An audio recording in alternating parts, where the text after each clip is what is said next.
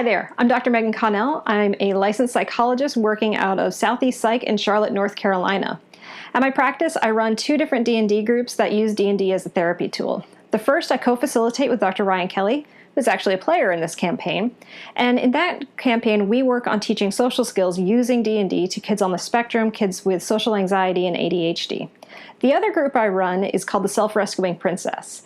And it's a group just for girls where we focus on assertiveness training and feeling self-confident and sure of yourself through playing D&D. It's a lot of fun and is probably one of the highlights of my week is DMing those 2 groups. A little bit about my history with D&D. I first started playing back in 1993 while I was in middle school. I stepped away from the hobby for way too long and recently came back to it about 2.5 years ago. I've been playing as a player character in a campaign that meets once a week, almost without fail, and we're pushing almost 2 years of doing that. And so since I'm the person who gets to play the most, I decided to step into the DM chair for this game. And now, without further ado, I'd like you to meet my fabulous players. Hi, I'm Adam Davis. I have a master's degree in education with a specialization in drama therapy. I started playing Dungeons & Dragons in 1993 when my older brother taught me how to play at Boy Scout camp. As a professional, I've been playing since 2011 when I started using Dungeons & Dragons in a therapeutic social skills context. In 2013, I co-founded Wheelhouse Workshop along with Adam Johns, who's also playing in clinical role. And as Wheelhouse Workshop, we ran weekly groups and developed our theoretical model of how Dungeons & Dragons can be used as a therapeutic intervention. We've spoken around the country about the benefits of role-playing games. Most recently, Adam Johns and I founded and are now co-executive directors of Game to Grow, an organization that seeks to expand on the work we did with Wheelhouse Workshop, taking the benefits of games of all kinds into educational, therapeutic, and community development purposes. With Game to Grow, I currently serve as the game master for 5 weekly groups. So I play Dungeons & Dragons as a game master for 7.5 hours a week. So I'm really excited to play in this game, where I get to play Gragnold, the Dwarf Barbarian. Gragnold is one of the last members of the Moonfang clan.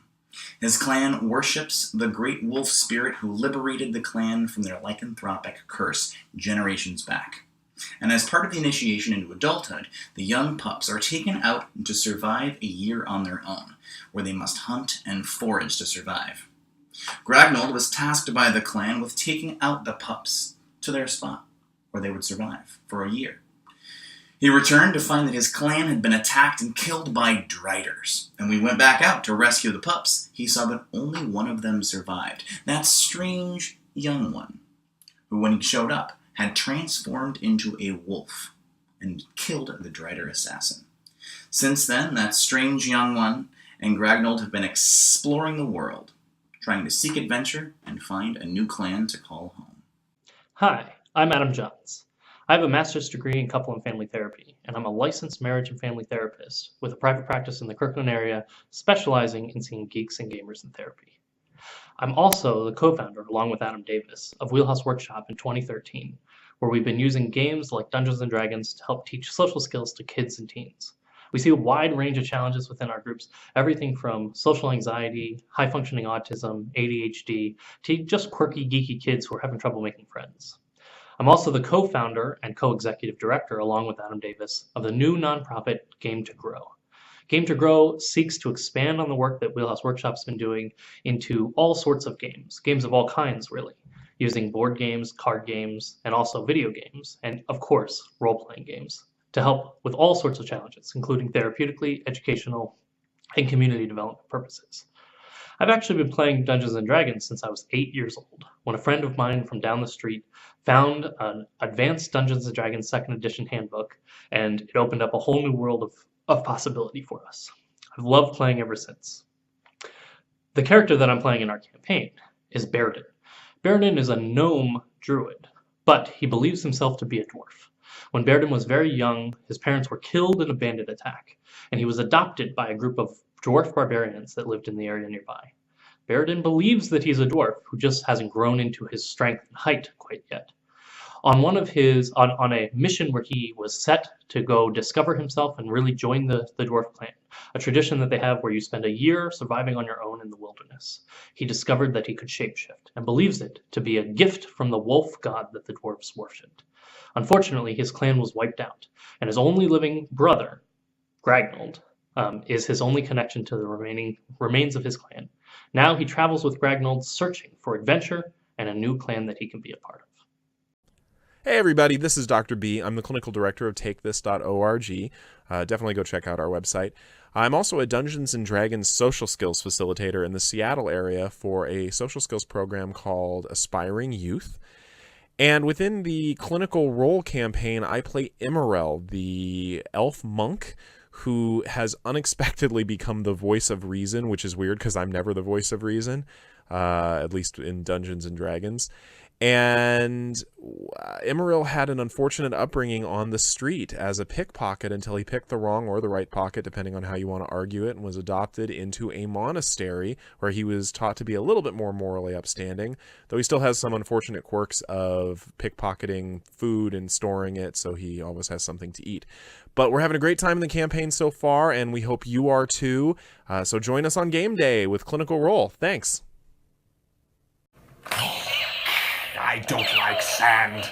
It's coarse. And, oh, sorry. I didn't see you there filming this alone in my room by myself. My name's Dr. Ryan Kelly. I'm a psychologist at Southeast Psych, as well as co-founder of Geeks Like Us, host of Clinical Role. And something that's awesome about my job is I get to engage in geek therapy. That is, I get to create and use evidence-based interventions built on geek culture. Legos, comic books, video games, tabletop gaming, in a way that helps children and adolescents better identify and capitalize on their strengths, as opposed to hyper-focus on and be limited by their weaknesses. Now, I have not played D&D as much as my peers. I'm very much a noob, only within the last year. But I do know a fair amount about how to use special interest areas to increase the efficacy and enjoyment of social skills interventions, largely for kiddos with Asperger's. And I've done that through published graphic novels and creating social skills interventions using video games. And now I find myself with Megs actually creating a social skills D&D module for Dungeons & Dragons. In any case, regarding my character in the game, it's actually two separate characters enmeshed in one through a tragic interdimensional accident. And bear with me, the first is a geriatric scientist, sorcerer, named Dick, and the other is his grandson, Marty. And they're very much like Rick and Morty in that they are Rick and Morty, but they do go by Dick and Marty, and I'll tell you why. They come from a two-dimensional world until Dick discovers his creators, Justin Roiland and Dan Harmon, and wants to travel to meet them for reasons that we don't know. And in doing so, they get trapped in a psychographic plane that our D&D game takes place in. Now, while there, they fear that they will be destroyed by an age-old spell of copyrightus infringementus. And so they go by these pseudonyms, and keep in mind, they know nothing about this world as much as I know very little about D&D. Now, for those who don't watch Rick and Morty, Dick is a antisocial, narcissistic genius who puts very little value in anything that's not readily quantifiable.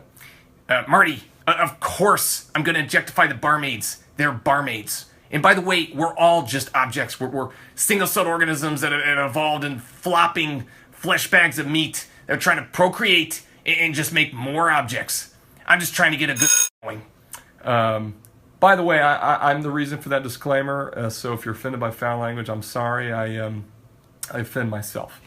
And Marty is a very anxious, codependent, hypersensitive kiddo. Geez, Rick, I just think, like that they're just trying to do their best and be independent women, just trying to get their groove back and just doing their thing. Hopefully it'll be a fun addition to the game, and it might be something enjoyable. And I hope you all enjoy it. So, yeah. All right, so a little bit about this world that I'm creating. So this is a complete homebrew world that I'm making for my players.